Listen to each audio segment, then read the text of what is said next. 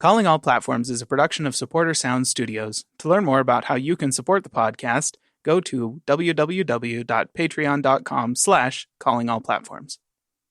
Now, into the ticket office of Disneyland. Oh boy, let's do this. Don't think the CIA is going to be trying to hack your second-gen iPod. I didn't think so. There might have been a lot of illegal music on there. I wouldn't doubt it. But, I mean, Put it in somebody's pants and have them sit on it. Switch on and switch off. Oh, sorry. I'll go back to my hole. iTunes is a constant source of embarrassment. I'm just so used to barfing right now. I really don't see Apple ever doing that. I am the villain.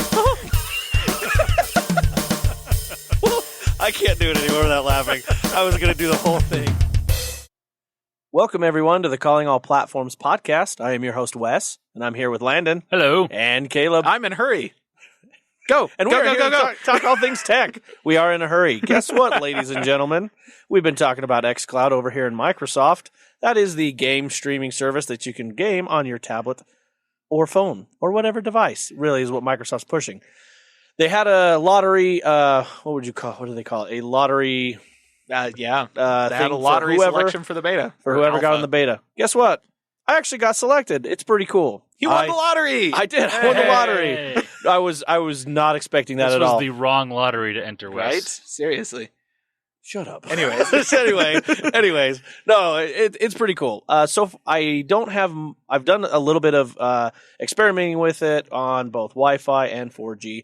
I don't have enough information that I want to go ahead and fully review and get in depth with it, but I will. I'm probably going to do it next week or the week after to get a real full grip of to give you information on. So Sweet. That's really all the info that I have that I wanted to talk about today. So we're going to move on over to Spendlove because we're going to start gaming first and then get into our Google or our tech and then Google news. So, Spendlove, take it away. All right, gaming news this week. I finally finished The Witcher 3.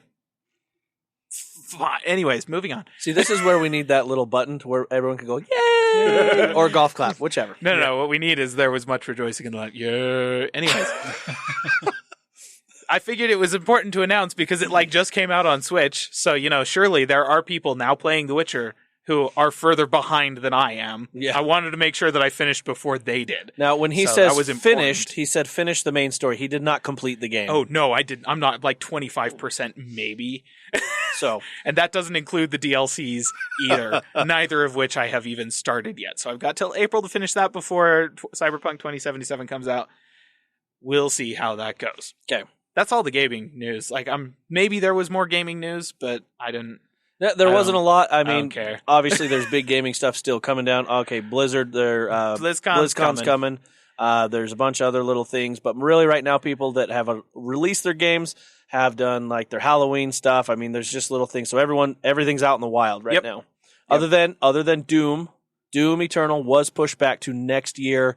Yes, it's no longer November. It is going to be in March, I believe, is what they said. Yep. So, other than that, that's pretty much where we're at. There we are. All right. I have a couple of items of tech news before we all get Googled here. So, Ming-Chi Kuo released another report about the iPhone SE2. So he is predicting first quarter of 2020 with this thing. He's also predicting that it will have the 813 Bionic powering it. So the screen's going to be probably a iPhone 8-esque LCD display. It's probably going to have, very similar camera to what is on, to the main sensor that's on the iPhone 11, but probably is just going to have the one camera on it instead of multiple cameras and stuff. So, obviously it's not going to be quite as nice, but it is going to have the top tier system on chip that the iPhone 11 and 11 Pro get. So that's nice. That's cool. He's also predicting a starting price of $400. That's also nice. Wow. Which is dadgum. Yep. All right. You get an 813 for that price? Dang. Right? Seriously. Okay, here's the fastest mobile device that you can have, and $400 for that. All right. I'm not going to complain about that. Dadgum. That's pretty fantastic. So that's what we're kind of expecting at this point. I also wanted to follow up. So I raised the question back when Sidecar was first announced for Mac OS. What was going to happen to the companies that were making their livelihood off of those secondary display for iPad apps and pieces of hardware? Turns out they're going to add new features and use that to differentiate themselves. So Luna Display has added Luna Display 4.0, I guess I should say, now has the functionality to have your iPad function as the primary display instead of just a secondary display. So you can hook it up to a headless Mac using this thing, and that's cool. Yeah. Also has the ability to use a Mac as a primary or secondary display for another Mac. Which means if you've got an old iMac that the hardware just can't keep up anymore and you're just like, woof, this is terrible, you can get a Luna Display 4.0, plug it into that thing, and use it as a secondary display for your current Mac. That's nice. So you don't have to trash a perfectly good, potentially 4 or 5K monitor just because the internals attached to it are not that great. Now, to be fair, you do still have to have the thing running. Like, it has to be turned on and running. But anything that can run, I want to say Mountain Lion, macOS 10.8, which I believe was Mountain Lion, so like the last of the big cats operating system, that will work with this. Like, those are old Macs, and you can have iMacs that are quite old running as a secondary display for a Mac that is running, I want to say Yosemite or newer. So quite a large range of Macs covered there. That kind of feels like, all right, this is how they're differentiating. And actually just that functionality, I've got a 24-inch iMac that would make a perfectly good secondary display for my Mac Mini. Yeah. I might very well get this. And Yeah, hook it up. why not? That's awesome. Yep. So there you go. That's Apple news for us this week. A little bit of general tech news I just want to mention really quick. AMD's 3rd gen Threadripper. We've got some leaks on that. So we weren't sure whether or not Threadripper was going to still be a thing with the Epic Rome series of processors and the mainstream Ryzen chips pushing up to 16 cores. But we have a little bit of a hint that the 3960X and 3970X, which are Threadripper SKUs, are going to be revealed next month around the same time that the 3950X, which is the Ryzen 9 chip, will be launching. The 3990X is supposed to be teased at that point, but revealed in 2020. And in conjunction with all of that, the Ryzen 9 3950X benchmark has now shown up online. The thing looks like it beats the 16-core 2950X Threadripper chip.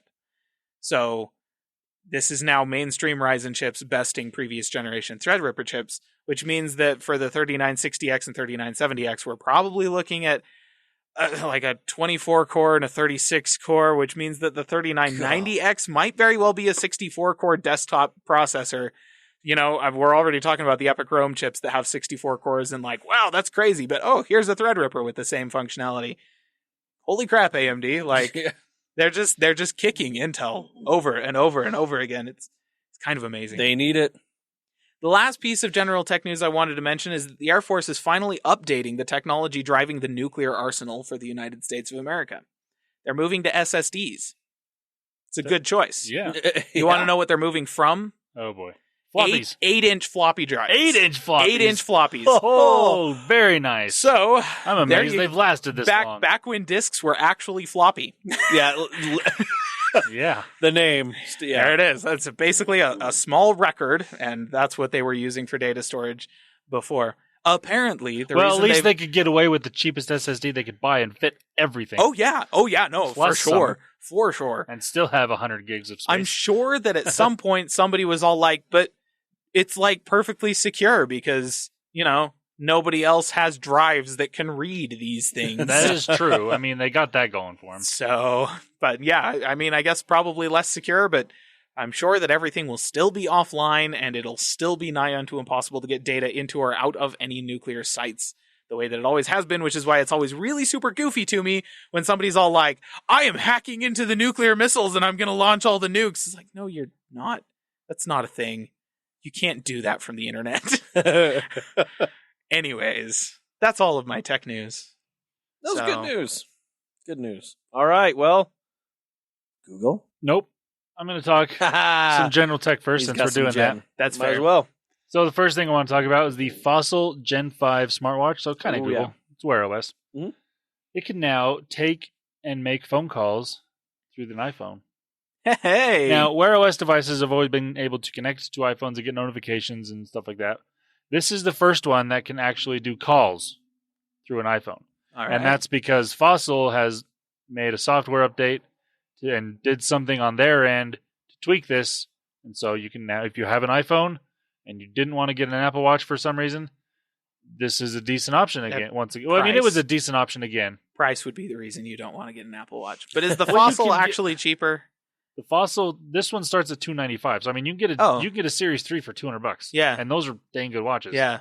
Okay. So. So I mean, if you were looking at a 4 or a 5 and you didn't necessarily want to spend quite that much, I mean, a 4 costs $300, right? Yeah, it's $299. The 4 is $299. Well, I mean, Apple's not selling the 4 themselves. Well, that's anymore. true. The 4 isn't available. So if you don't want to get a 5 and you wanted something newer than the 3, this would be right in the middle of those two in the price range. Right. For $295, and it can make calls. Also, wait till Black Friday because that's what I'm doing. That's why I don't have this watch yet. Yeah, fair enough. Okay, moving on. Caleb's dreams are going to come true on November 13th. All of them? Yep. Mac OS 11. Nope. It's finally. Oh. Well, you got him His really his Android dreams. Oh. Motorola. Data is real? Oh, hold on. Motorola. Really? That's a dream? Really? I don't know. Yeah. Motorola has announced so they put out a teaser picture, image, video, GIF, whatever the heck you want to call it. It's a GIF. And I call it that as well. It says an original unlike any other, and it shows kind of the side and the hinge of an old Razr phone kind of ripping off and showing a new device of some sort. And we're all expecting this to be the Razr foldable display phone that we've been talking about since like March. Yeah, it's been a while. And that they've been kind of hinting at is coming for a while. So I'm excited. November 13th, that's when they're going to announce it. So we'll actually get to see what this is, and hopefully it's what we think it is, where it's like going to fold out to a regular sized phone and fold down to a smaller, more pocketable device. That would be cool. And I mean, the little GIF that they have actually shows it folded relatively smaller than the original Razr, which that thing was teeny. Yes, folded up. Yeah. So I'm like, is it actually going to be that small and a full foldable device? I don't think so. The image is a little bit unclear, and for me, I'm kind of wondering if it's just that it's going to be slightly wider than the original Razr. I would imagine. I'm thinking and it'll be like about the same height, but it'll be a little bit wider so that you get more of a normal phone size, like modern smartphone display size screen when you unfold it. That's what I'm thinking, but it's really hard to tell from renders. Yeah. But I'm excited for it just to see what Motorola is doing in the foldable phone market. Right? Because surprisingly, this phone has not been leaked. Yeah. Other than like, we have an idea of what it's going to be, maybe. But actual press renders, nothing. I mean, all we've got so far is a fan concept, and Motorola's like, yeah, that's probably what it is. They haven't even said, yeah, that's what it is. It's like, yeah, that looks about right. Yeah. It's like, well, we have an entire industry of pundits and everybody who have basically geared themselves up to leak Google, Samsung, and Apple phones, and absolutely nobody's paying attention to companies like Lenovo, HTC, Motorola. Well, HTC hasn't done anything. LG. That's true. When was the last phone there? Anyways, nobody really pays attention to anybody like this. So a company like Motorola is actually kind of uniquely positioned to just go, hey, here's something you weren't expecting. Yeah, right. But I mean, even since we've started talking about it, that's the only thing that's been talked about really when it comes to Motorola. Yeah. And even then, it's like everyone's excited about it, but we still have nothing. Yeah. And it's weird. Yeah. Weird. Feels nice, actually. It actually, I'm kind of happy, excited about it. I'm excited because, we don't know what this device is going to be or what it's going to look like. Which opposed to what I'm going to talk about next. Oh, yeah, that's true. Everything. Well, okay, there were some surprises kind of from Google in design wise, I guess. We knew everything that was going to be announced. So moving on to that. It was only an hour long. Yeah, they've been doing that. That was weird. And I was talking to Wes about this before, but it's like they spent more time talking about renewable energy and recycling and all that stuff and talking with Annie Leibovitz more than they actually talked about each device separately. It's like, I kind of get it, but it's weird. They didn't even really announce any devices. They just kind of like, so the way they started it is Rick Osterloh gets up there and he's talking about how they want to try and make this thing, or do this thing called ambient computing. And what this is they kind of want technology that fades into the background. It's something that's there when you need it, but he said, the line they said, devices aren't the center of the system, you are. And I get that they've kind of been going to that mentality for a while with Assistant and being able to just ask and it's there, and it kind of knowing in some ways what you want and what you're planning on doing and different things by linking with everything. But so they've kind of talked about that with like Google Home and integrating Nest products and all this stuff. And actually, it makes sense what they're trying to do. But then the first thing they talked about was Stadia. It's kind of odd. They go from ambient computing to Stadia. And they literally spend about 30 seconds on it. Yeah. And all they really said was that it's coming November 19th. Woohoo.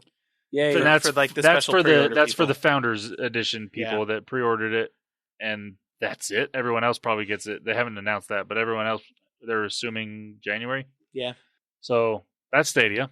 Moving on. Next thing they talked about was the Pixel Buds, and this was one that was kind of, they might announce, they might not, but they did. These are actually a lot smaller than the previous generation Pixel Buds. Yeah. They actually look really nice. Yeah, I like them. They do. They are completely wireless. There's no cable connecting the two, which is what we were hoping for and wanting. Yeah. They have the key phrase. I'm just going to say Hey G because that makes more sense. They have Hey G support, so you can just talk to Assistant through the headphones, which is nice. You don't have to push a button or hold down or anything. It just works. It's listening for that phrase. They said the Bluetooth connectivity on them, you can stay connected from up to 3 rooms apart inside of a building. Outside, they said over an entire football field, so 100 yards, roughly. Yep. Now, unless I'm assuming they're meaning American football. If they're, outside of the U.S., a football field is about 130, 120 yards. Yeah. Well, since they're an American company. Probably. Yeah. So I'm going to assume about 100 yards. What they failed to mention is that in order to maintain those ranges, it is effectively cooking your brain. But we're just gonna gloss over. That's any Bluetooth headphones. I'm just kidding. Nothing. No consumer electronics device that you're holding up to your head outputs anywhere near enough power to actually microwave your brain. Don't worry about it. Yeah, unless it's a microwave. I don't. Well, okay. Amazon sells one now. That is, I suppose, a consumer electronics device. Amazon has one. But that only has works Alexa if you built in. stick your head inside the microwave. Don't stick your head inside microwaves. We do not recommend. That's your calling all platforms top tip for the week. That's a good tip. All right, battery on these things, they're saying each one individually will go for 5 hours at a time, and then with the charging case, 24 hours. Pretty similar to what I'm getting with my Galaxy Buds. A little less time individually than the AirPods. A little more time, I believe, in the case. So averaging out about the same, all three, around, about the same battery life. I think it's fair. Yep. It's a good amount of time. Yeah, not too bad. They're saying they get great sound because they've kind of re-engineered how the sound is and stuff, and that makes sense. And these are more in-ear style buds than what they were previously, where the ones before and the same ones that came with my phone are more kind of like the AirPods, where they kind of just shoot sound into your ear canal. These ones actually go into your ear a little more. But they have what they call a spatial vent that can allow exterior sound to come in easier, so you can still hear around you, which is nice. And also, it's got an on-device machine learning chip that can sense when ambient sounds around you, and if you're in a quieter area, it turns the volume down. If you're in a louder area, it'll just turn it up a little bit. Not enough that it's super noticeable, but enough that you still hear what's going on in your headphones. And that's actually pretty cool. Yeah. So you walk in, you're outside, and say you're in New York, you're outside walking on the street, it's really loud, you're trying to listen to music, you walk into your apartment and all of a sudden it's really quiet, it's still really loud in your head. It'll actually quiet it down for you, which that's pretty handy. Yeah, it's a little bit like adaptive volume in most car stereos these days. Which I always turn off. Really? Oh, I like it. Because mine, I hit my brakes, it quiets down. Like, it's not quieter. Oh, At least that's how it worked in previous vehicles that I had it in. That's fair. It's like, no, I don't like that at all. Mine is based entirely on speed. So, Well, that's how fast. Yeah, like when I speed up, it gets louder. When I slow down, it gets quieter, and that wasn't. I didn't like that. Oh, personally, I like it. It works pretty well. Anyways, oh well. These will be available in the spring of next year, and starting their price on them is $179. So a little pricey. They're more than the AirPods by about $10-$20. Yes, $20. Yeah.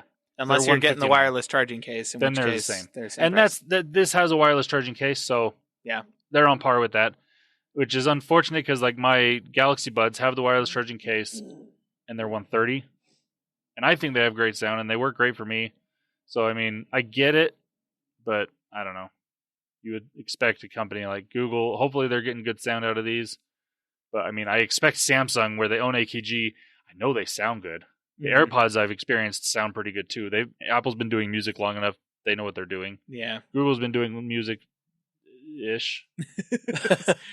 Yeah, I mean, they have YouTube. Sure. I don't know. They have money. They have lots of That's money. true. Surely they have all the money. That's got to count for something. I mean, I don't have the Pixel Buds, the previous generation. I have the Pixel headphones that came with the Pixel phones that are like the Buds, and they sound good enough. I mean, I'm not going to complain about the sound on those. I don't know how much better or worse they are than the regular Buds, but for what they are, they're not bad. They're better than the headphones that come with iPhones, because those are awful. So it does have capacitive swipe control like on the surface of the earbuds, does it not? I would assume they didn't mention anything about it. I think it does. And they're nice small surfaces that are like rounded in a sane shape, which means that Microsoft with them Surface earbuds, like, there's no excuse. Sorry. You didn't have to put a dinner plate on the side of your headphones. Now, I don't know if they're going to have as many It's true. It's possible. But I'm going to take Surface every Buds. opportunity I can to make fun of the Surface earbuds until somebody proves to me otherwise that entire surface area is actually necessary. As we should. Holy cow. I 100% agree. Because, wow. Yeah. These do come in a variety of colors as well. They didn't announce colors, but they showed all the colors on the screen. It's like there's like a coral color, a white, black, like a green, like a sea green type color. Really, really good looking colors, I thought. But yeah, available in the spring for $179. Next thing they kind of talked about a little bit, and they talked about this quite a bit throughout the whole thing, was privacy. They talked about some new updates to their Titan security system in their phones. They have the Titan M security chip in their Chromebooks. They have that, and they actually came out with a new Titan security key, a USB key that you can buy. And I've heard good things about those. So if you want one, they have it available. Another thing with privacy is you can delete assistant data just by asking. So you can say, hey, G, delete my data, or, different things like that. And that's really nice. Because, Amazon added that to the Echoes earlier this year, I believe. That's awfully convenient. Apple doesn't really need to add that because it's all done on device. They don't really collect your data. Yeah. They also talked a lot about going in and changing all these settings to what can be collected, how long it's collected, and different things. So, that was kind of all there before. They just haven't really talked about it that much. They talked about it a little more in depth with this, which was nice. So more people actually know about it. Yeah. The next thing they talked about was the sustainability and recycled materials and renewable energy and all that fun stuff. And there was, like I said, quite a bit of talk about that. And that's good. I like that these big tech companies that make disposable products are trying to make their products, more recyclable and using renewable sources to be able to make these products and just it's making it better for the earth, overall. It's a good thing. I don't think anybody's quite as far into it as what Apple has been, because Apple's been doing it for so long. Yeah. But Microsoft and Google are definitely doing a very good job as well. Yeah. Got to give props to them for that. The one thing they did talk about with that, they were saying they were trying to make it so you don't have to buy new hardware as often, which I thought was odd that at a hardware event they would talk about. I get they're a services company first, Yeah. Whereas Apple will never say this. We're trying to make it so you don't have to buy this phone. No, they're Google. They didn't talk about it with the phone. The thing they talked about it most, the first thing they mentioned with that was game consoles, and then they went a little more into Stadia. They were mostly talking about the controller and how they're making the controller, how they made it, like they engineered the crap out of this thing basically. And they were saying they based the ergonomics off of like they talked to some chefs and with their knives.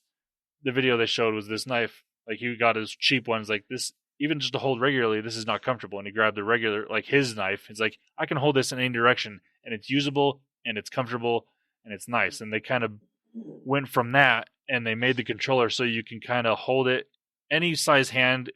They say it's comfortable to hold, and it's easy to use. So obviously we don't know yet because nobody really has it yet. So what you're telling me is that if I need to fillet a salmon with this controller... It doesn't have a blade. Oh. But you could put a blade on it. The handle is based off a knife, so, there's that.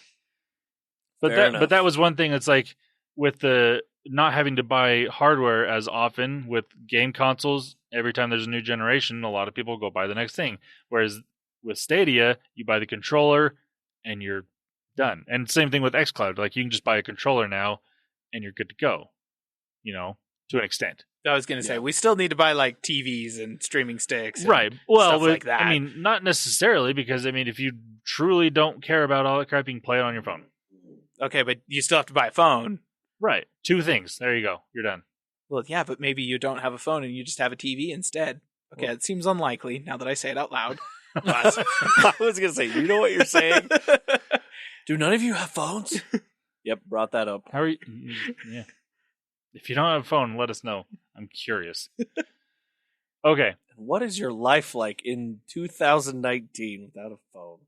Interesting. I'm genuinely impressed if, listener, you have managed to make it this far in your life without a smartphone. I know people that don't have a phone, let alone a smartphone. Actually, no. One guy I know did finally buy his own phone, but it wasn't a smartphone. Wow. Yeah. Just an old flip or something? Or yeah. It was just a feature. You can still buy feature phones that do nothing besides make phone calls and text messages. I need an Owen Wilson voice sound. Wow. Yeah. Nice.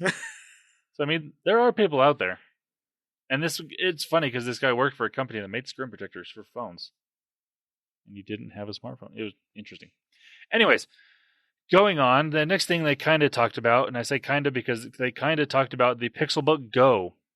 And this is not a Pixelbook 2, because the Pixelbook was actually like really good hardware.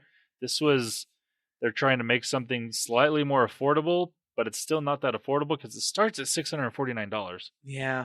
Well, and the hardware isn't bad either. No, it's not bad. It's not bad. It's cheaper. And it's funny because people are asking, well, why'd you do this? Well, it's cheaper. Why'd you do this? Well, it's cheaper. Yeah. And so it comes in 2 colors, just black and not pink. Because this is where Google gets their naming wrong, is their colors. I'm sorry. There are a lot of colors that aren't pink. Yeah. Like, that describes nothing. I was going to say. It's all like, I can tell you this about the color. It's not pink. It's actually pink. Thank you. No, it's not pink. I don't know. Well, it reminds me of when they announced the original Pixel phone. The black one, I called the color actually gray, because they called it, what was it, quite black, and I said it's actually gray because it was actually gray, not black by any means. The black Pixel 3 is actually black. It's black. The other one was literally gray. Naming on this is where Google gets their naming all jacked up, is in their colors. Fair it's enough. Weird, and we'll get to that with the phones. So with the Pixelbook Go, it's got like a rippled bottom, which actually it looks cool. It's supposed to be so it's a little easier to grip, and I kind of like that. Yeah, especially before their other ones were aluminum. They're a lot more slippery. Right. Yep. So like this one, it's not aluminum. I'm pretty sure it's all plastic. Well, the bottom is plastic. I think the top shell is magnesium. I think, and the frame is magnesium. I know that much. Yeah. So that's interesting. But yeah, the bottom it looks interesting. It's different. It's definitely different because nobody makes a bottom of a laptop that's not flat. Right. This one's all wavy. It'll sit flat, but it's got channels. It's wavy. Yeah, it's cool looking.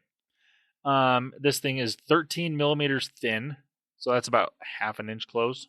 Pretty thin, on par with most laptops. Most in the thin space. and lights these days are about that size. It's 2 pounds, so pretty light. Mm-hmm. It's got 12 hours of battery, which not great, but not horrible. It's on par. It'll work. It's got a slightly updated keyboard. They're calling it ultra quiet hush keys. Hush keys. Oh. And everyone I've known that had the original Pixelbook absolutely loved the keyboard on that thing. I don't know how different this one's going to be. We'll have to wait and see. I mean, at least they did pick a good name for it. Hush keys, yes. Unless it starts barking at you a whole lot. It's not very hushed. Unless you have to say hush and it'd be quiet. It's quiet down. Hush keys, hush. Oh, goodness. Okay, moving on.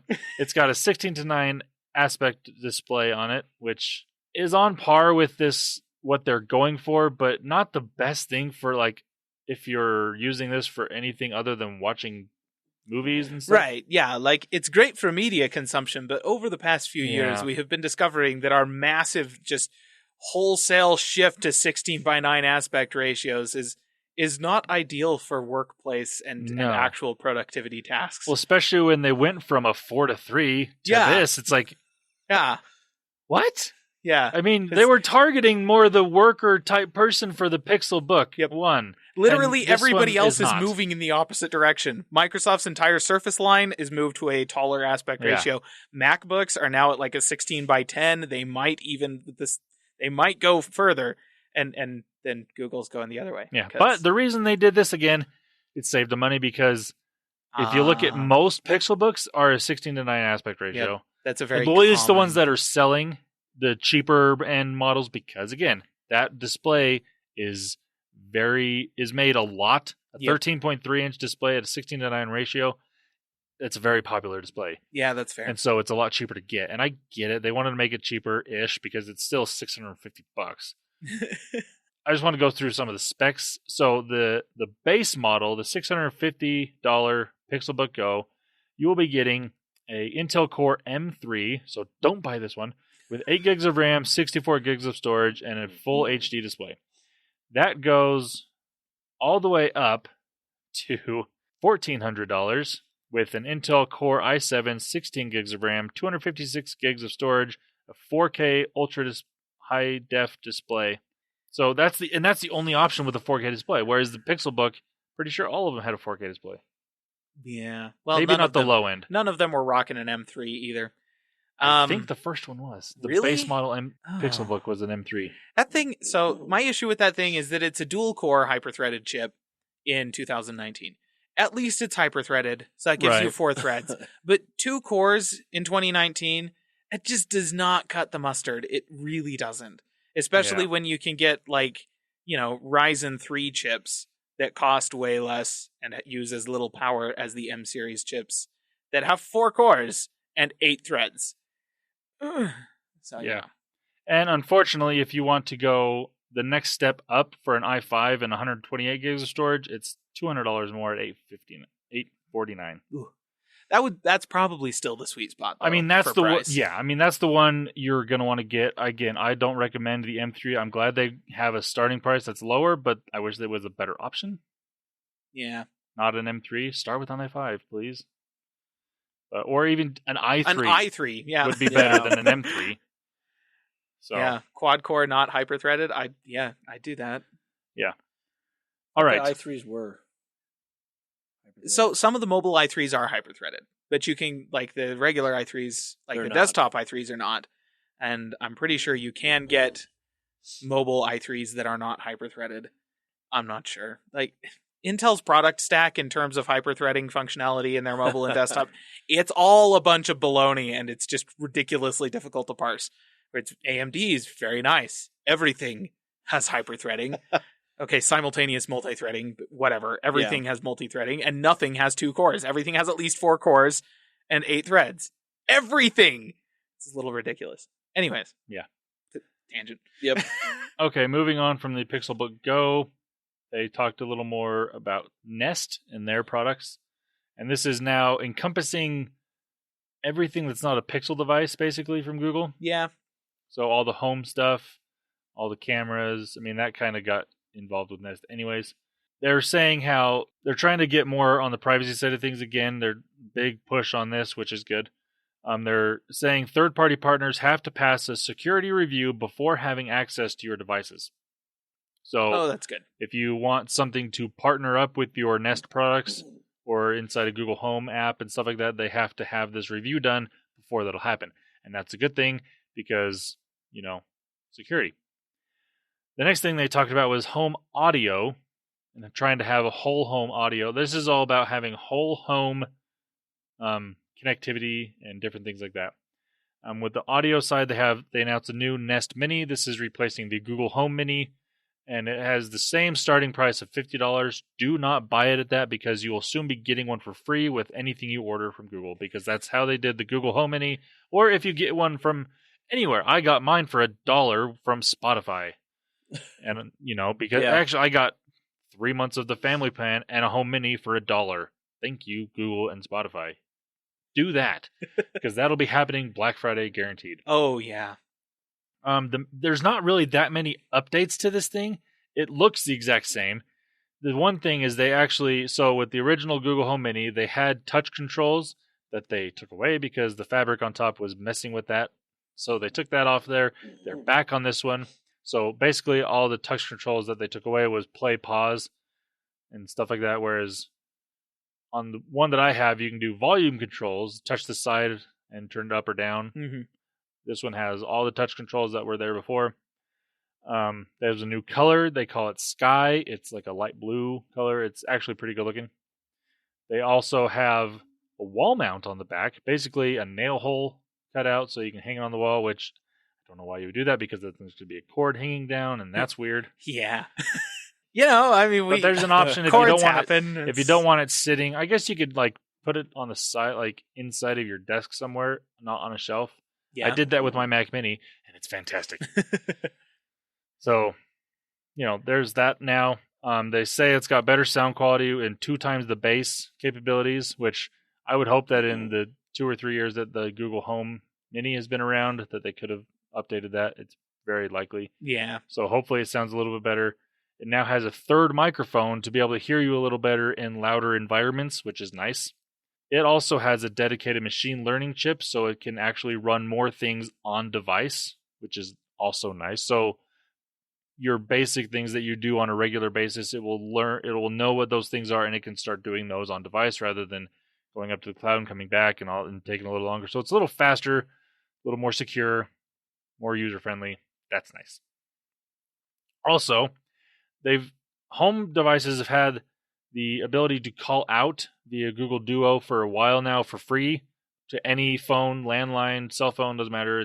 It'll call. Right. But now you can call in to these devices from your phone if you want to. Oh. So say you want to call, say your kids are at home or something, you want to call in, check in on them, or say, I'm on my way home from work, what are we going for dinner? Something like that. Right. That's kind of nice. Okay, yeah. All right. The next thing they talked about was Nest Aware. And what Nest Aware is basically it's their kind of security platform that you pay monthly for.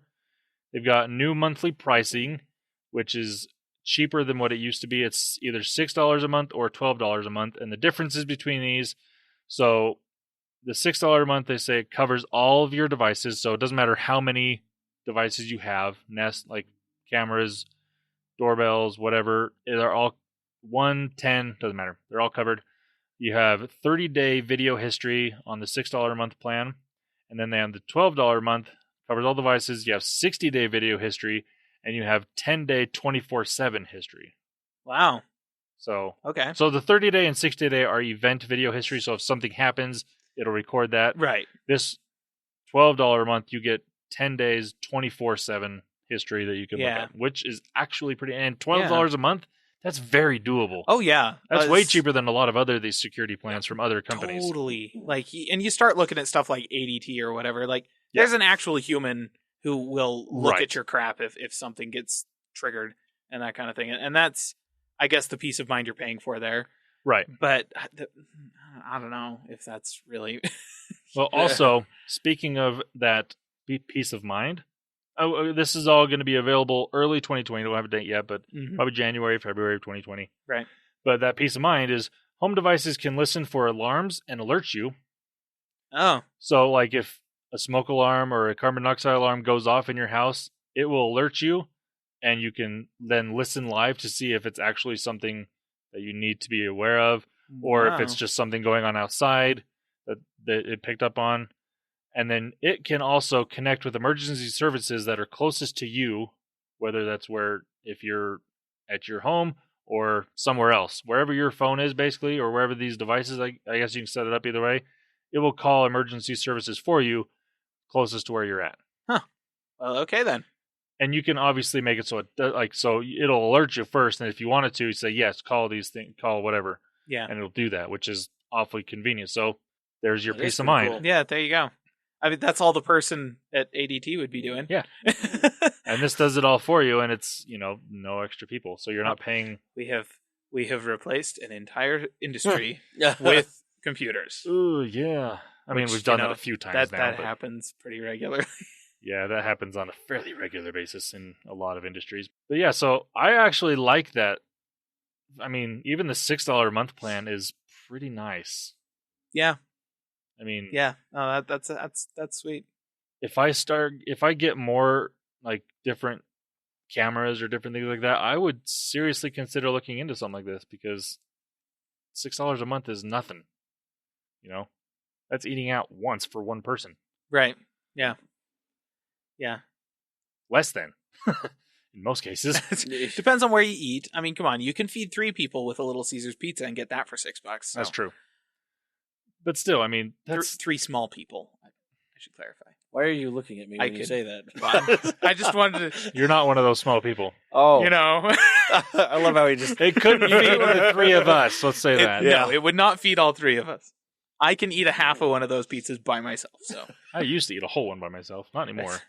I've managed to cut back. I have willpower now. Is basically what it comes right down to. That's it. That's it. All right, moving on. So more of the home connectivity stuff. So they talked about Nest Wi-Fi. This is replacing the Google Wi-Fi that they announced 3 years ago. Sure.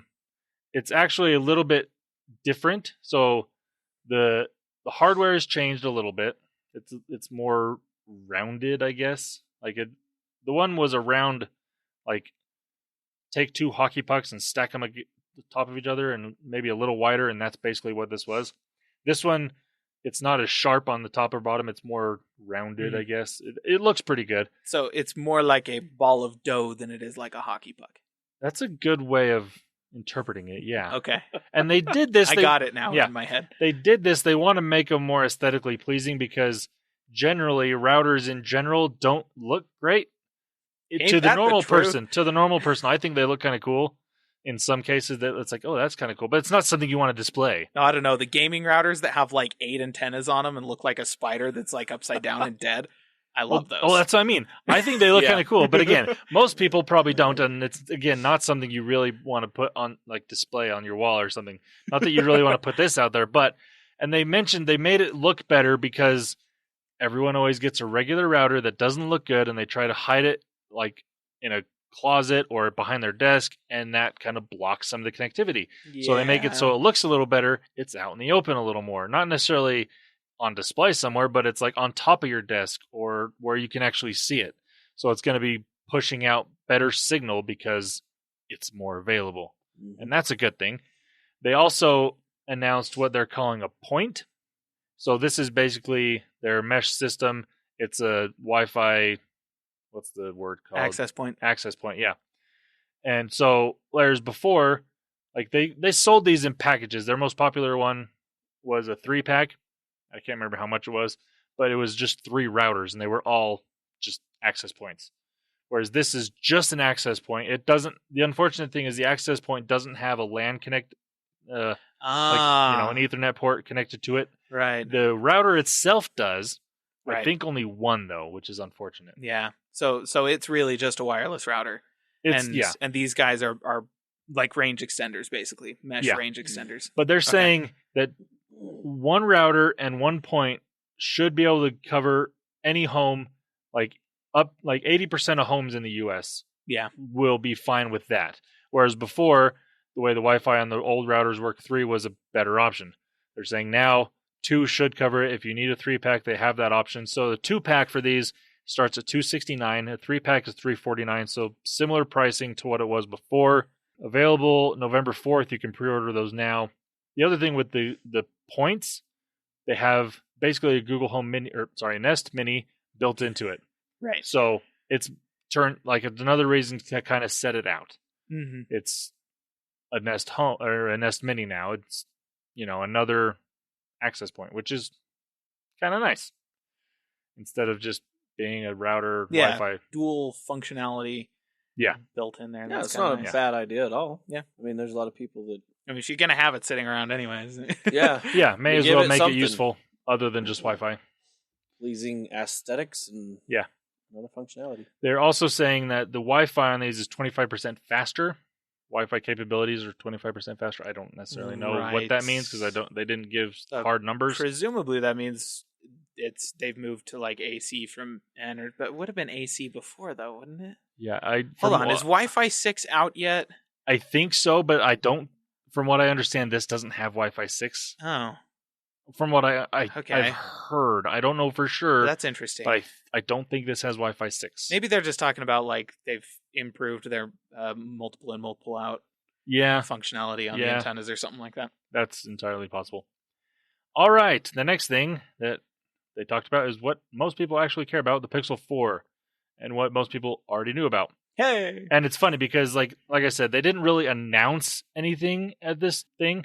They just kind of... So, at the very beginning, Rick Oslo is talking about how they want to help people and how... And then they're like, and these devices can help you. And on the screen, it just shows everything that they're going to talk about. It's like, oh, well, there it all is. And we kind of had an idea of what all of them were without them saying what they were. If you look at the general shape of what things were, it's like, oh, that's this, And then it was kind of the same thing with the Pixel 4. They didn't like Apple and Samsung and other companies, they'll always show a little teaser video and then, iPhone or Samsung Note or whatever, it's there. This was like, and with Pixel 4, there we go. It was Pixel 4.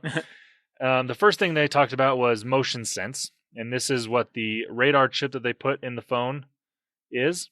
And they're saying it's the first phone with a radar chip, and I believe that's accurate. Other phones have used motion gesture stuff with IR sensors and stuff like that. I've never heard of another phone with the radar thing. I'm assuming they're right in that regard. Yeah, probably. So what this is trying to help do is make it so it's faster face unlock. This is actually really cool. So it senses when your hand is close, like it has like I want to say I heard like a 60 centimeter range where it senses when your hand is coming in. It starts to prep the cameras at that moment. So when you pick it up, it's basically ready to go. Yeah. Instead of like the iPhones are really fast, but that's when you either, if you don't have pickup detection turned on, you have to hit the button and then do it, or you have to pick it up and then it starts doing it. Right. Which, I mean, is still fast. I mean, don't get me wrong. That's really fast. It is. But all the videos I've seen, it's like they pick it up, it's unlocked. It's like, ready to go. And that's pretty nice. Like some people, like they were showcasing it with the lock screen turned off if you want to. So you don't even have to swipe up to get like to your home screen. Just right. If you have the lock screen turned off. Yeah. But some people like the lock screen turned on so you can just check the notifications, which is probably how I would do it because that's sometimes the reason why I turn to my phone is just, there's notifications. Oh, yeah. I mean, I don't wear a watch. So like that's my watch. I'm just looking. It's like, I want to just look at the time. Stop going to the home screen. That would be really obnoxious to me. Yeah. And like, I don't have a smartwatch at the moment. So that's one of the reasons I do it too. But that's a really nice feature. Also, you can swipe to silence a call, which is kind of nice. And by swipe, he means kind of wave frantically in front of your phone. Basically. This feature I thought was really cool. So if you have an alarm going off, it'll sense when your hand is getting closer and it quiets it down as you're getting closer. And then you can swipe to dismiss the alarm. So I thought that was rad. I don't know what you guys think. Cool. I don't know. I like it. I think as you're getting closer, it should get more obnoxious. I think it should sense that when you're getting away, it starts getting like it gets quieter, but then it gets louder than it was before when you get away from it. It's like No, I don't need to do that. Oh, yes, I do. Maybe like as you're getting closer, it turns on the vibrator and starts moving across your bedside table, like falls onto the floor. There you go. That It tries to make a run for it. Come and get me. You have to get out of bed to turn me off. That sounds like a terrible alarm. That's a great alarm. It would wake you up. That would wake my wife up. And Probably. she would hate me. Yeah, Wes doesn't wake up for things. Nope. Fair point. That's a fair point. All right. So another thing that they mentioned, so there's a lot of things that they were keeping in mind. In a little video they showed, they had somebody there at Google headquarters and they were showing off all this different stuff. And one thing they mentioned is like it can kind of recognize what is happening over it. So they showed somebody like lifting a coffee cup and like dragging it over the phone. It knows that that's not a gesture. It knows that you're, doing something else. It knows when you're actually doing the right gestures to do something on the device. And that's kind of cool. I don't know exactly how it does that, but it does. Machine learning. Basically. It's intelligent. Probably. I mean, Yeah, I don't know. It's radar. It's more, it can sense more detail than what IR blasters and stuff like that can do in that regard. So I kind of get it. All right. Another thing is, again, privacy built into this. You can turn this on or off if you want. You don't have to have it on. And in certain countries and regions, it's on the device, but it's turned off software-wise because they haven't got it legal in those countries yet to have this type of thing in your phone. So they said, 8 or 9 locations, that major locations, it's going to be fine. It's just certain regions, this may not work yet. They're working on it to get fine, whatever. All of this radar stuff that it collects is kept on device. Well, it doesn't really collect anything. It's just done on device. None of it's needed to go into the cloud to get any information. So all of the stuff that's done with radar is done on device, which that's is nice. Good. Yeah. And they were even saying like all your face stuff, like face unlock and stuff, that's all kept on device as well. Yeah. So again, that's important. Yes, Yeah. that is very important. Though I feel like it does bear mentioning that currently the iteration of face unlock that the phone is intended to launch with does not actually do any kind of eye tracking or pupil tracking or anything like that, the way that Face ID on iPhones does. So it'll totally unlock with your eyes closed while you're asleep. So your roommate could just point your phone at your face and. But couldn't you do that with the original iPhone 10? No. I thought you could. So with the iPhone, there are or you can turn it off. Right, you can. You can turn it off. It's on by default. And there are it learns your face with certain types of glasses, with certain types of lenses. Right. If it learns your face with those lenses on, then it's looking at kind of a flat image of your eyes, and they can trick it into unlocking by putting like basically goofy glasses on you that have like a white blotch in the middle of them with a dark blotch inside of that, right? In order to trick it into thinking your eyes are open. Yeah. So that's a thing for people that do wear glasses, only specific types of lenses. But generally speaking, if you've got the eye tracking turned on, then it will not unlock if your eyes are closed, or if you're not even looking directly at it. Like if somebody's holding the phone up in front of your face, you don't have to close your eyes necessarily. You just have to look away. Yeah. So, which is interesting because this has all the sensors to do it right. Right. It's it's the exact same sensors that Apple has. Yep. It's software. Is the difference. So here. and I'm hoping, and I'm assuming and hoping this is the case, that this is all pre-release software. All devices that are out right now are review units that aren't finalized fully yet. So I'm hoping at least that they can fix this, and I know they can. Because again, Apple can do it in software. There's no reason Google can't do it in software. I hope that they fix it in a patch, but according to one of the reviewers, he did talk to his rep at Google, and they said that the version of Face Unlock that was on there currently is the one that is intended to ship to customers. So interesting. So that one seems kind of like, honestly, it's not like a huge security risk. The people it's going to bug are parents, right, who have this thing and their kids are like, oh, I'm going to approve all of these app purchases or something like that, unlock their phone, and then it could be super bad in that situation. It's not like a massive privacy concern, but it's like holy crap, there's some other functions about our ecosystem that don't really work now. Well, with that, parents on iPhones, or if you're buying this, make it so that when you go buy something, you have to put in your password, not just your fingerprint or your face. That's what I do.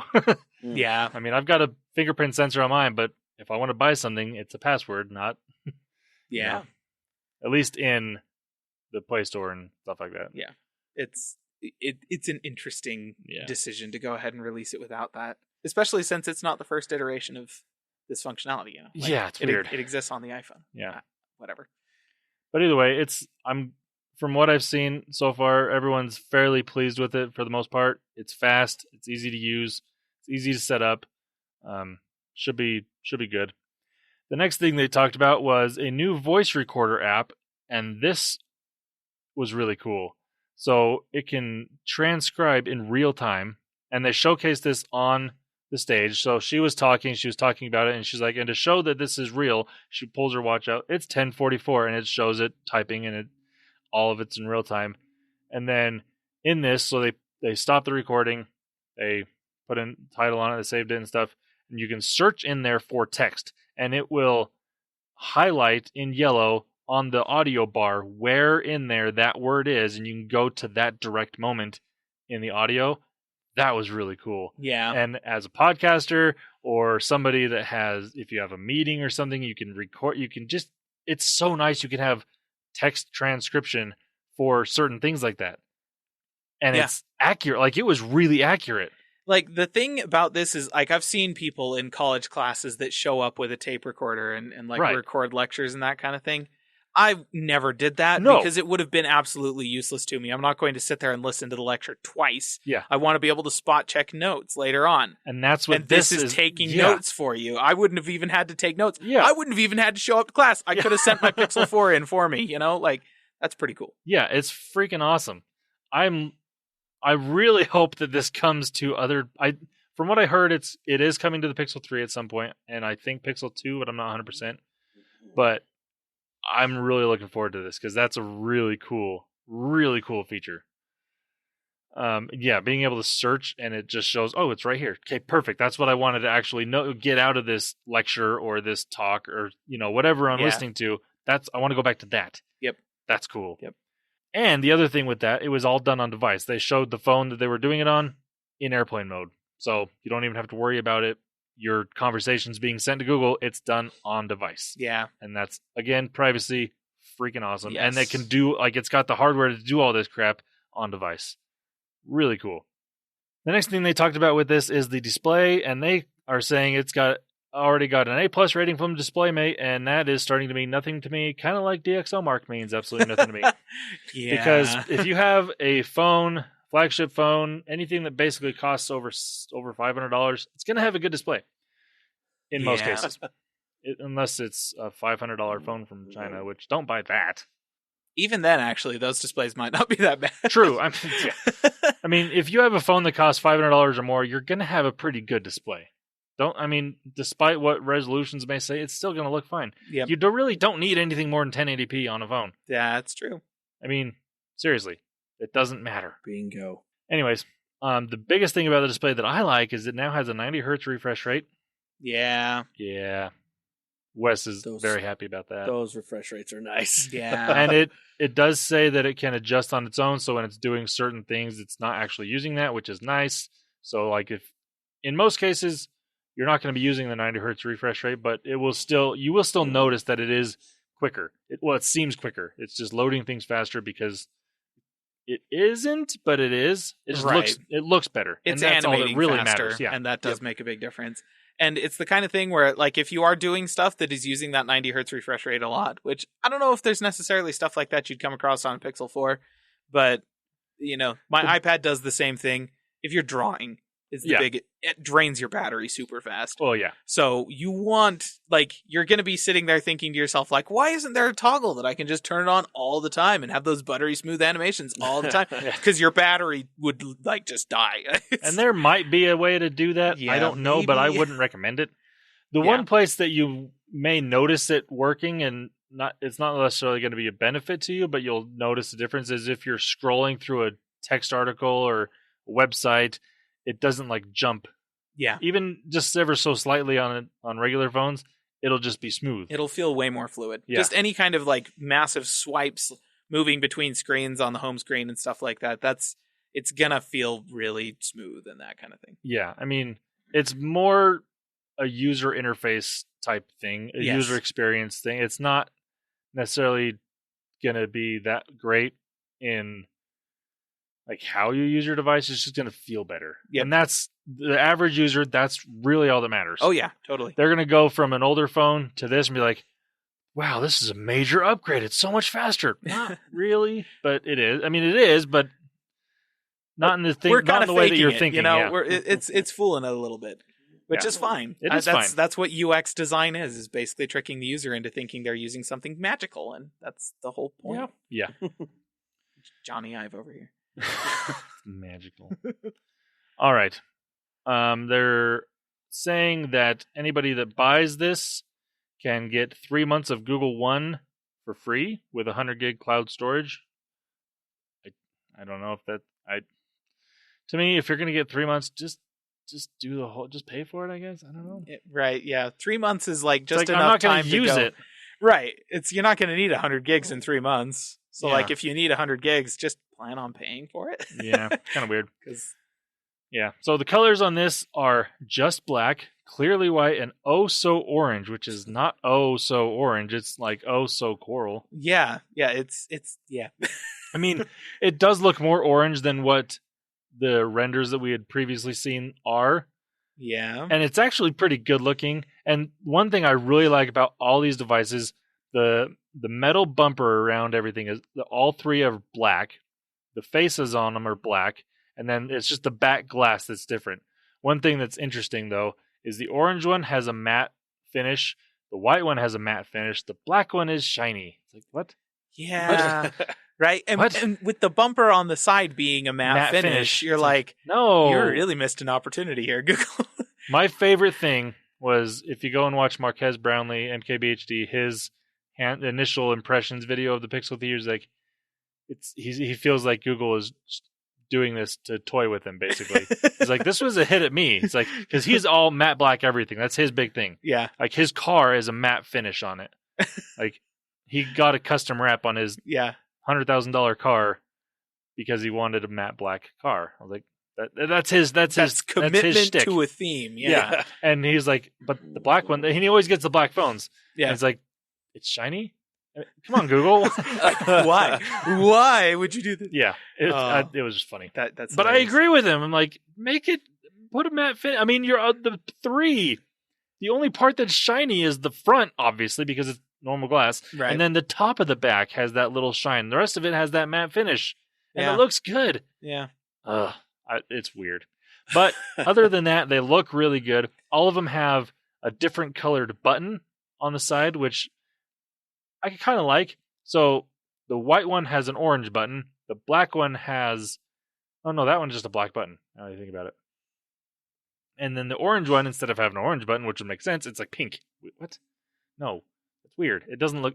That's the weird one. But whatever. It's Google. Yeah. They can do what they want, and they're going to get away with it. Starting price, $7.99. Yeah. Ugh.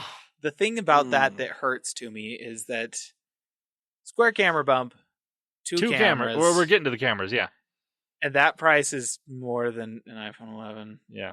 I'm like, ooh. Ooh. Yeah. That hurts. Yeah. Ugh. Not fun. So, okay. And this is big, though. Available on all major U.S. carriers. Ah, yes.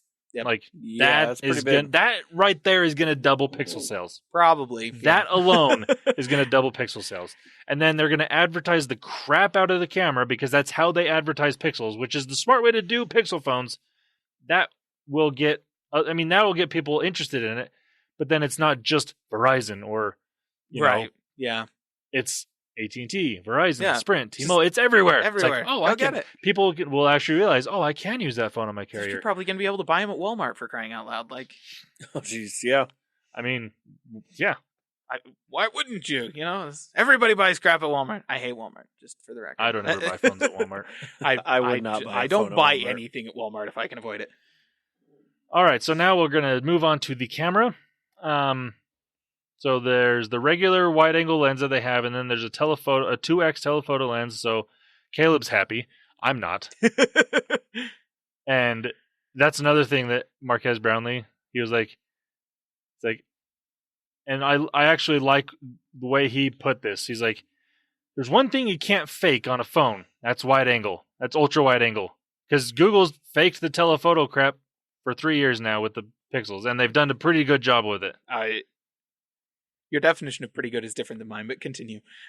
Well, the fact that the Pixel 3 looked better than the iPhone 10 I thought it did. No.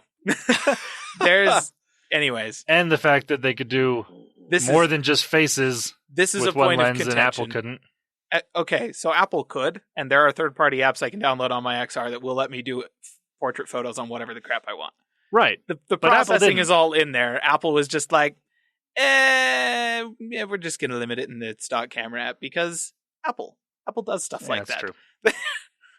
Is there a reason? Maybe, maybe not. Who knows? Point is, the only thing, like, I've never, okay, there are occasions where I'm all like, oh, it'd be really convenient if I could get a wider angle on this right here. But usually I'm like, oh, I need a wider angle. I'm just going to back up. I'll back up a little bit. And okay, there we go. Yeah, but most of the times that I want a wider angle, I can't back up enough. I have to do a panorama, and that takes way too freaking long. Yeah, see, and I don't have that problem. So this is really just a difference in the photos we're taking. Well, yes, it's very true. I would almost exclusively much rather have an actual optical zoom. Yeah, and I believe that is not necessarily exclusive, but pretty close, because a lot of tech pundits out there are like, I love the ultra wide. They like it. Like a lot of people have said, if we're gonna have two cameras, give me like they've done phones with telephoto and wide, and they've done phones with wide and ultra wide, and they prefer the ultra wide in most cases that I've heard. Even iPhone users, now that they have the wide angle on the Pro or in the regular, they're like, "Thank you, Apple." So I mean, most people I think prefer the wide angle. I think it's just most people don't really want to closely examine their lives. They want to just back up and hope that things will look better from far away. And I just want you to know, listener, that that's not how it works. Sometimes you've just got to look closely, figure out what the problems are, and address them. This has been your motivation. Way far past phones now. Wow. Anywho, I think so. It's got a telephoto lens. It doesn't have a wide-angle lens. Landon is very upset about this. A lot of people are upset about this, not just me. Mostly just Landon. Go read first-hand impressions. It's not just me, I guarantee it, because all the ones that I watched want a wide angle. Anyways, moving on. It's Landon and like 5 people on YouTube. It's this reaction. It's cyclical. It works so well. Anyways, continue. It's okay, Landon. You're entitled to your opinion. I know. I'm not saying you're wrong. I'm not saying you're wrong. I'm just saying most people I talk to, even iPhone users that have had telephoto lenses, are like, yeah, it was cool for the first couple months, but then I never used it. Most people. Oh, see, that's generous though, because I am saying you're wrong. But whatever.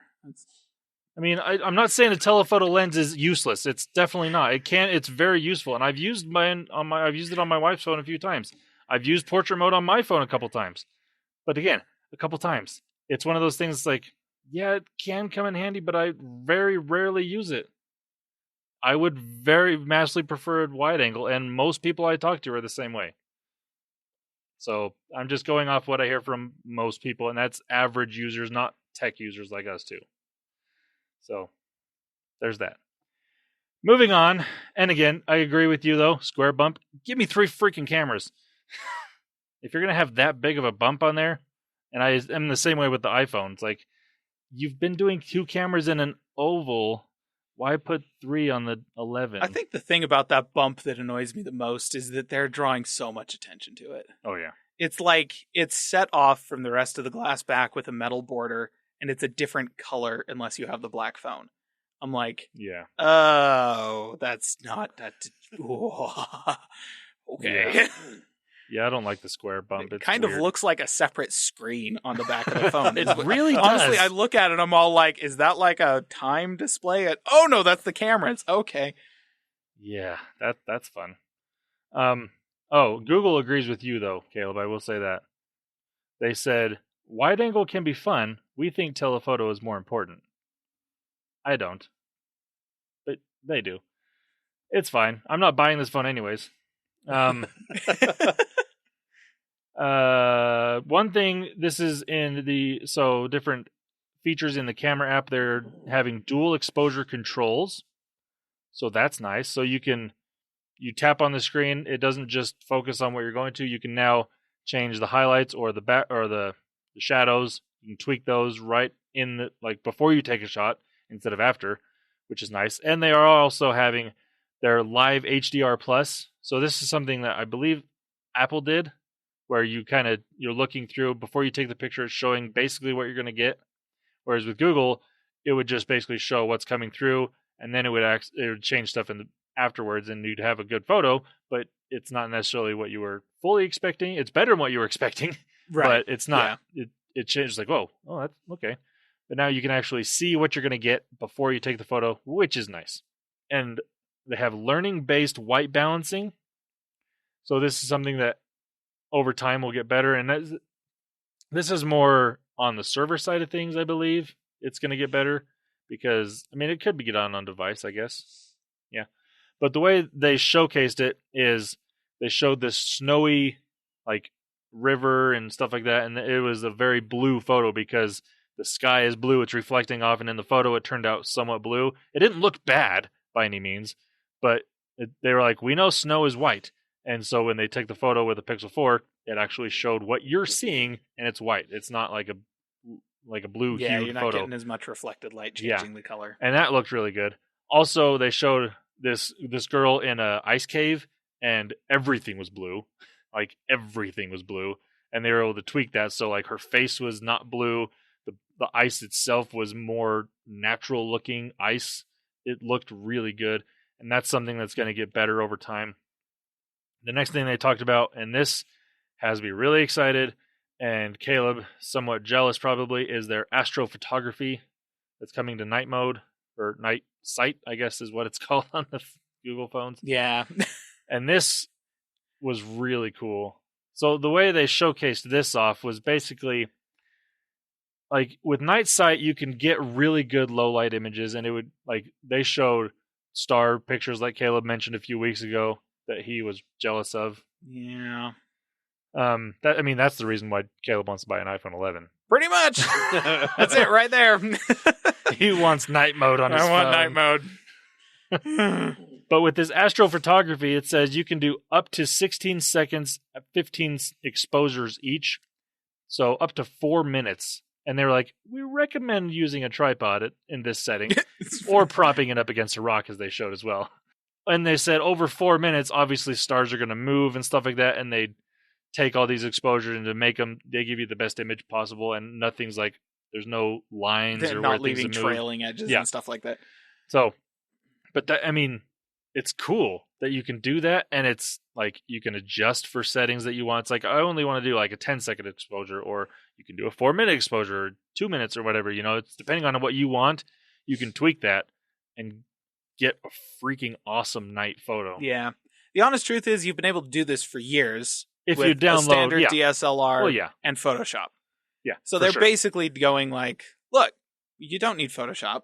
We can do all of this computational photography.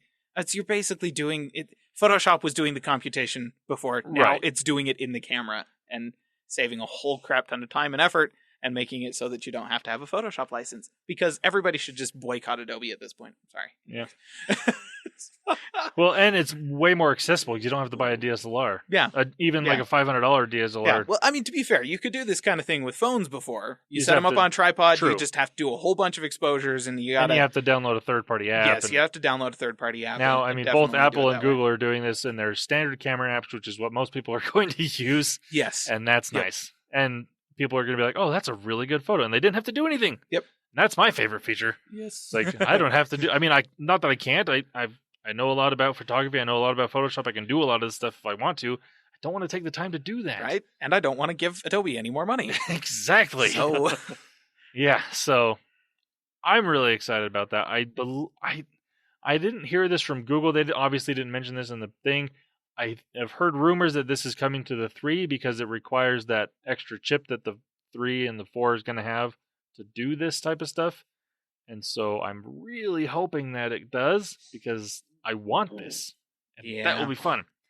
The next thing they talked about is one thing that they can't do, and they said that you can't do this with any consumer-based product. So even DSLRs, like unless you're going ridiculously expensive, again, not consumer-based product, they said they want to capture the moon or the landscape that the moon is showing. And most of the time when you do that, you get either a really bright moon and really dark landscape, or you get the landscape right and the moon is all jacked up. Yeah. Because you can't really do that without taking multiple photos. Like, I don't even know. You can, it's not super easy to do. Let's just say that. Yeah. I mean, what you usually do in those cases when you see the ones where it's got like this really beautiful, perfectly exposed star field over top of this perfectly exposed landscape, they've taken 2 photos, exposed for one and the other, and then photoshopped them together. Yeah. You can't really do that easily at No. all. And so, but they said, like, we can't do that at the same time on any consumer camera. But stay tuned on this one. It's like, what? What are you doing? And we all know, I mean, we know Google loves tweaking crap in their software and making stuff happen. If they can, I mean, there's no reason they couldn't eventually do this. Yeah. But the fact that they brought it up and said, stay tuned on this one, at this point, it's like, that's going to be coming before their next phone, probably.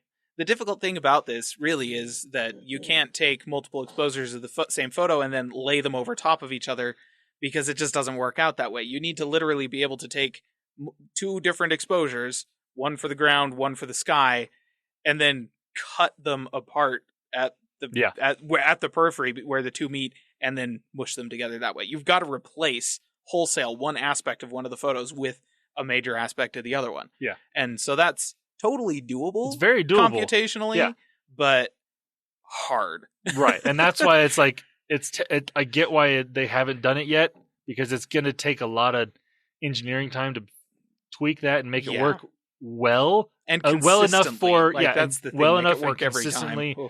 for the average consumer to be able to do. Right. And again, it's one of those things that you're going to be doing it with that really long exposure time, so you're going to be on a tripod, and that's the only way this is going to work. Because if you can't do this with just basic night mode or basic night sight, where it's like a 2 or 3 second exposure time, that's not going to work. Yeah. You need something that's sitting there for a while to be able to take photos accurately of both sides, and then it's going to take who knows how long.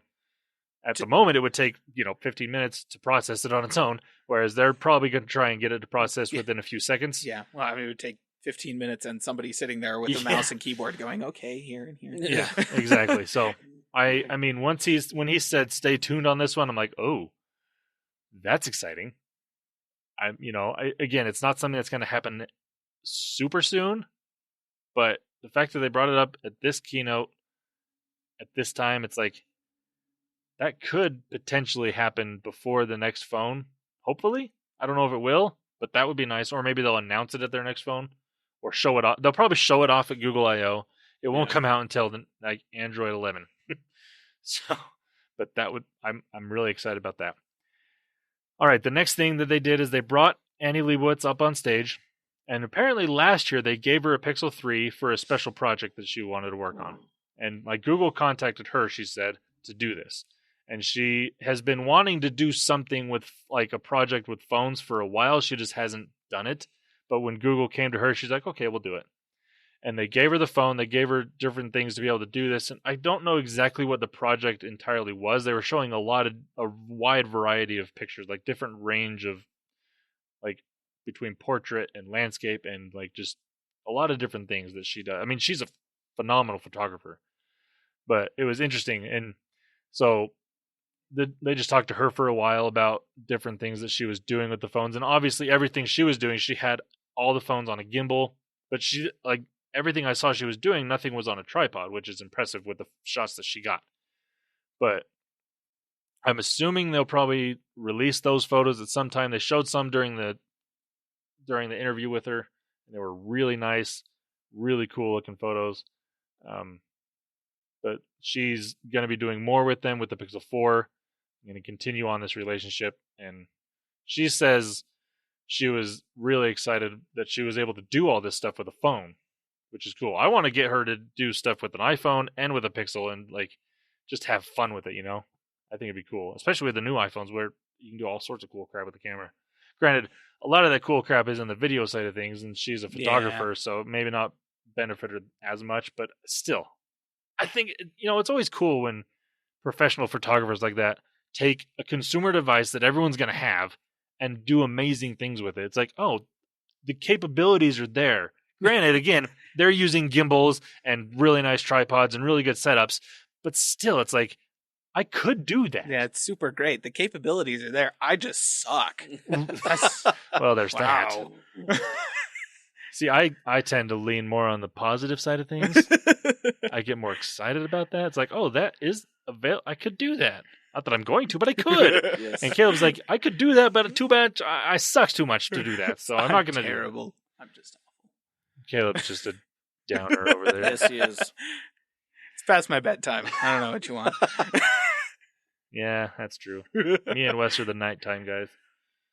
Well, Wes not anymore. That's true. Oh.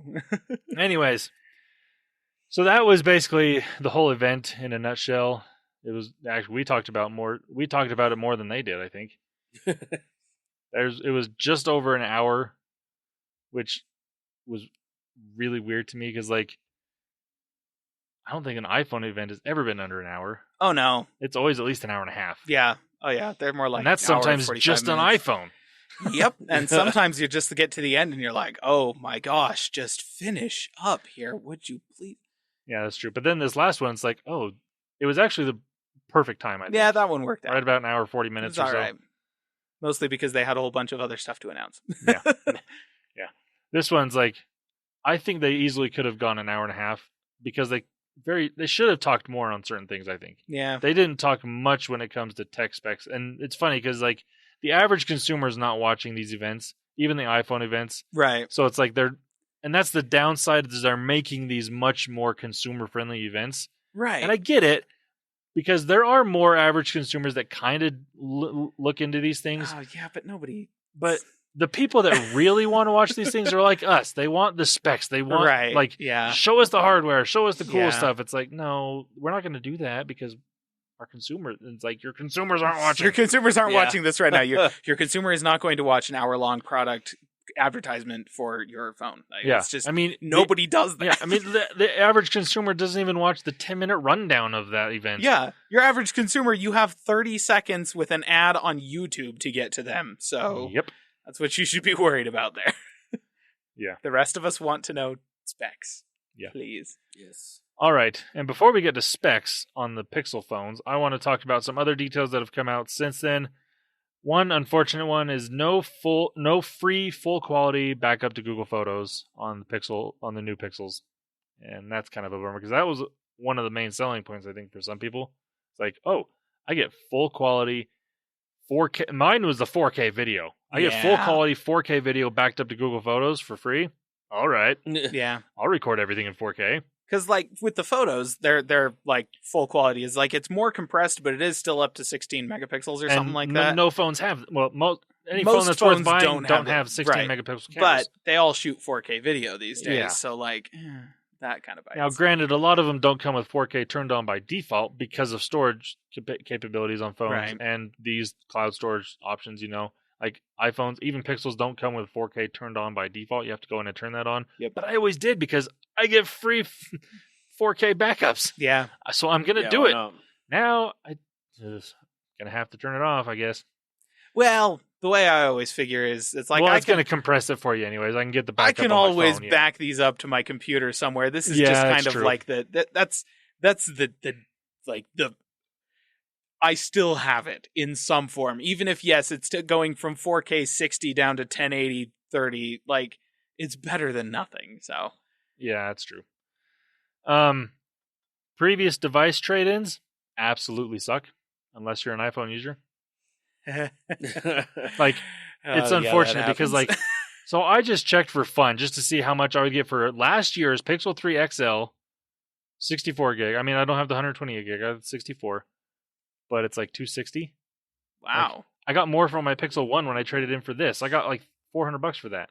Holy crap! Yeah. Did you check for what an iPhone XR would be? No, but it's closer to like $400 or $500. I was gonna say it better be. It's I a lot paid more of money for this thing. Yeah. Like Google is just Wow. saying it's like they're no, shut up, Google. I didn't talk to you. But they're basically admitting, yeah, our phones may not be worth that much after a year. It's like, no, stop. Especially when you don't sell them for that cheap. Yeah. Why are you doing this to I yourself? was gonna Come say, on. don't admit that. I mean, Yeah. part of the reason why iPhones have such a high resale price in the used market is They because never Apple, go on sale. right? Apple never puts them on sale. Apple is all like, "This is how much our device is worth." Even And when so they're a it year, is. like even the next model comes out, they drop them $100 is all. Yeah. Or $200. You know, they don't drop them that much. Yep. That's why.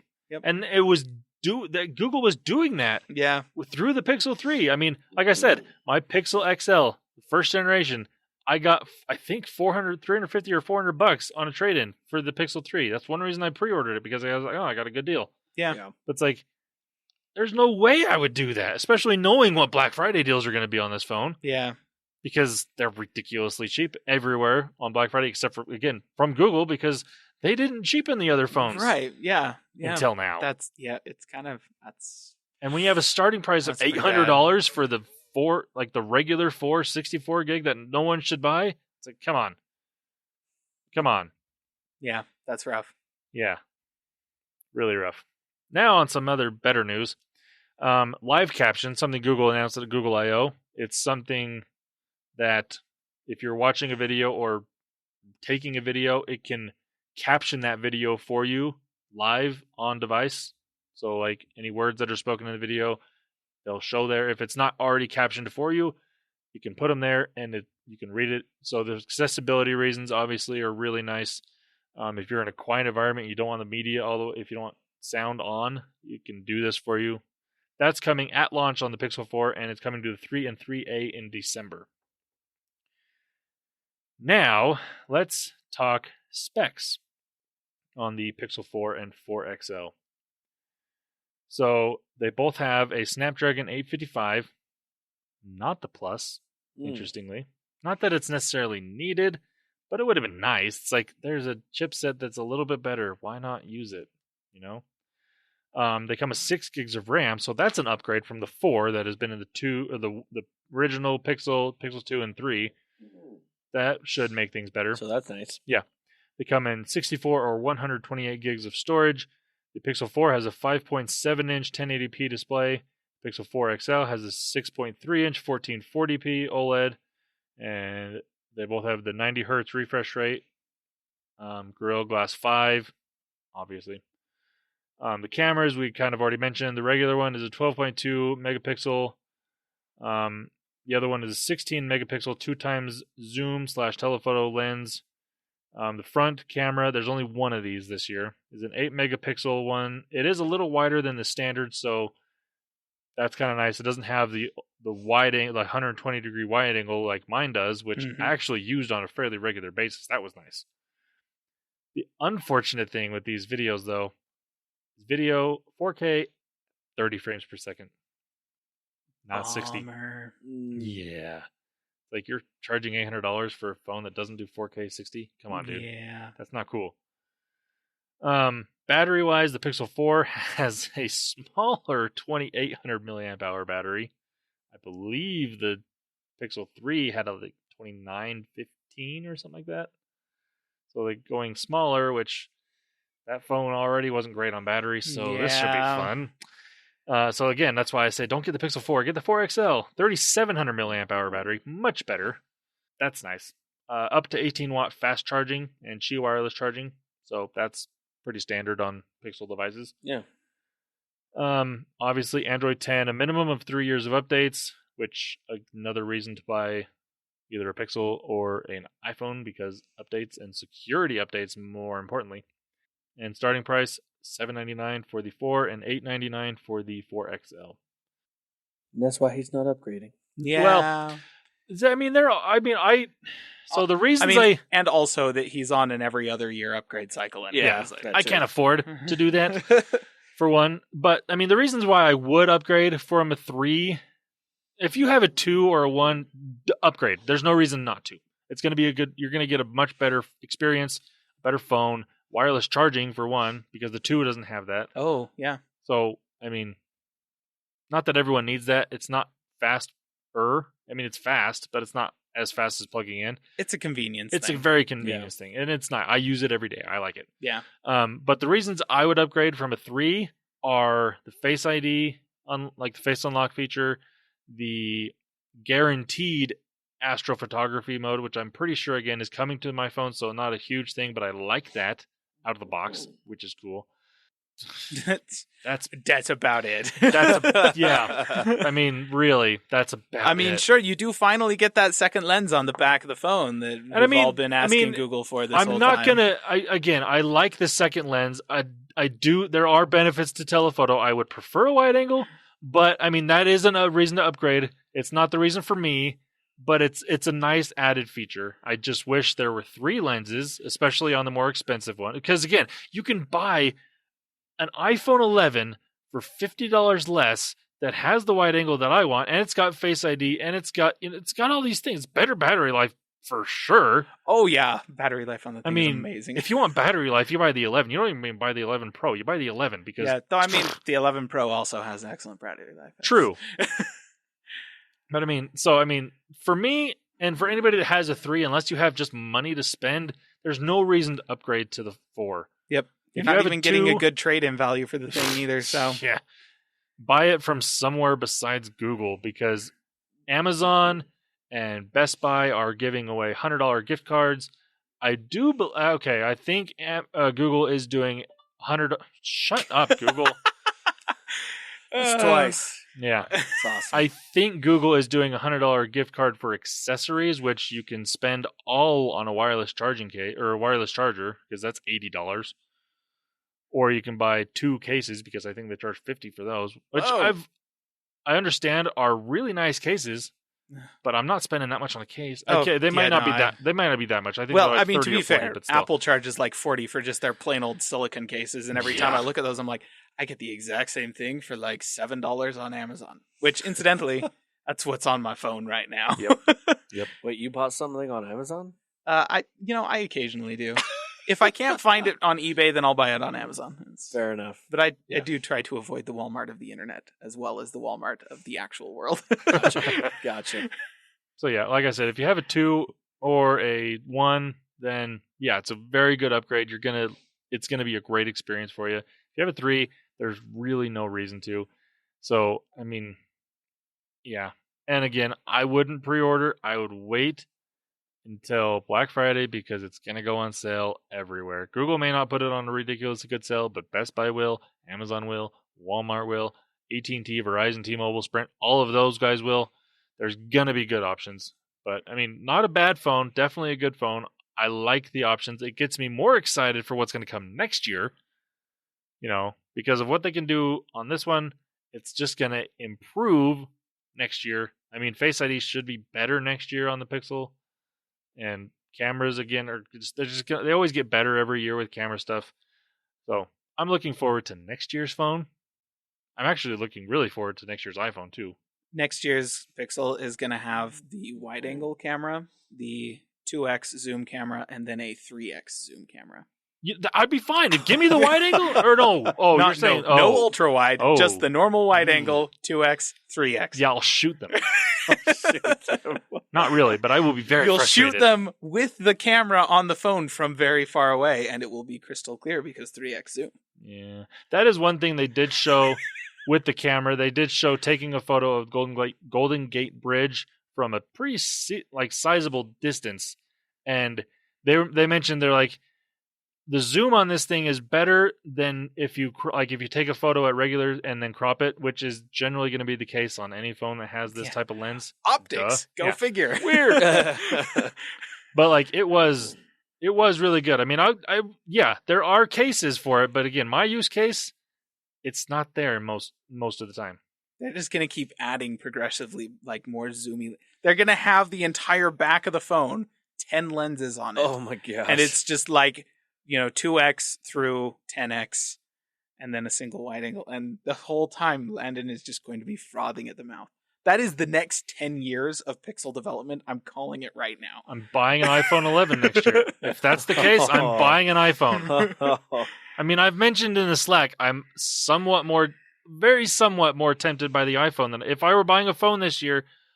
The only thing, and I've said this before, the only thing that really keeps me from trying an iPhone is my paid apps that I've got on Google. And I've got $40 in Google Play Store credit that I've accumulated that I haven't spent yet. Yeah. It's like, that's the biggest thing that keeps me from trying from switching. Like, if I was buying this year, I would be very tempted by the iPhone 11. It's a sweet phone. Yeah. It's a great phone. It's got the camera I want. That's really what it comes right down to. It has the ultra-wide camera that Yeah. Landon's looking for. Everything else is secondary concern. Well, Face ID on both phones is going to be a really good experience. Right. That's fair. So it's like, if I'm comparing phone to phone, video on the iPhone's always been better. Yeah. Again, I don't take a ton of video, but the video I do, not that it's bad on the Pixel by any means. It's very, very good. But iPhone has always had camera or video down. They're always above everyone on video, by far. And pictures obviously are really good. I mean, it's always subjective when it's better, Pixel or iPhone. And depending on the day, one's better than the other. It doesn't really matter. They're both really good cameras. Wide angles on the iPhone, not the Pixel. And Face ID is going to be comparable either way. Battery life is obviously going to be better on the iPhone. But again, I'm so entrenched in Google. I mean, I could get away with it on an iPhone just fine. But my paid apps that aren't first-party apps, that's where it gets me. I'm like, I have to spend all that money again. And it'd be actually my money, not Google's that they've given me.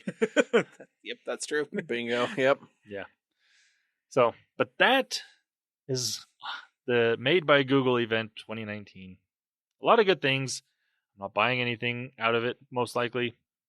So, I've thought about recommending the Nest Wi-Fi products to other people, like my in-laws, that need a mesh routing system in their house because their house is like 3 layers of brick and certain walls. Like, you go upstairs and there's not very good Wi-Fi. I turn it off and I'm on LTE and it's great. Weird. So, but yeah, for the most part, a lot of good things. Again, I'm not buying anything this year. I'm waiting because I don't need to buy anything this year. So, yep. There you go. Well, awesome. I guess that wraps it up.